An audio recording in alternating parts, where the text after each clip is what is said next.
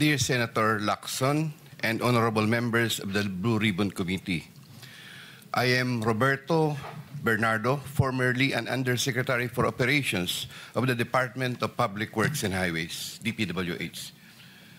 I was summoned to appear today before the Honorable Blue Ribbon Committee and required to testify in connection with its ongoing inquiry in aid of legislation into the reported anomalies in certain DPWH projects, flood control projects. Bago ko po ilahad ang aking nalalaman sa mga bagay na nais tumbukin ng kagalang-galang na Blue Ribbon Committee, ako po ay umaamin sa aking maling nagawa. Ako po ay hindi naging matatag at tapat sa pagpapatupad ng tungkulin na ipinagkatiwala sa akin ng ating pamahalaan at sambayanan. Taus-puso at puno ng pagsisisi na ako po ay humihingi ng kapatawaran sa Diyos, sa ating bansa at mga kababayan, gayon din sa aking pamilya, mga kaibigan at sa lahat ng aking binigo.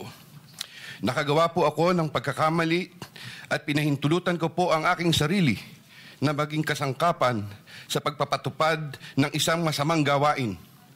Handa po akong gawin ang lahat ng nararapat upang maiwasto ang aking kamalian at maiwasan na ito'y mangyaring muli.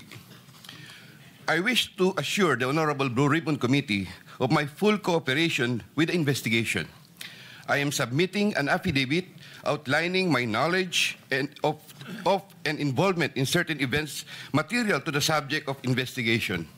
Moreover, I will disclose and expound on related incidents within my personal knowledge, mindful not only of the materiality of my testimony, but also of my rights, as well as fearful of what effects my disclosures will have on my family's safety and well-being.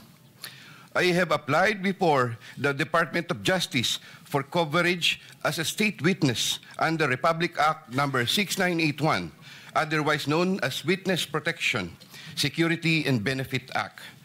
I hope the Honorable Blue Ribbon Committee will find merit in my application and favorably endorse the same to the DOJ. With the assurance of the Honorable Blue Ribbon Committee that my rights and benefits under RA 6981 shall be respected, I am prepared to submit the aforesaid affidavit to Honorable Blue Ribbon Committee and swear to and testify on the same, with the approval of the Honorable DOJ Secretary on the disclosure thereof for such purposes. The highly sensitive nature of the disclosures made in my affidavit cannot be stressed enough.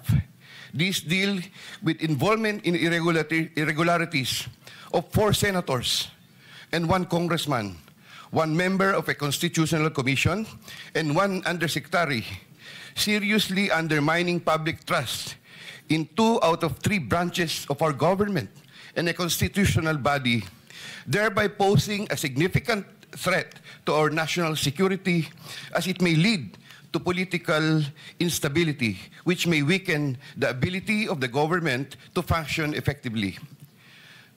25 of September 2025, Makati City, Metro Manila. And this, Mr. Chair, signed na po ito.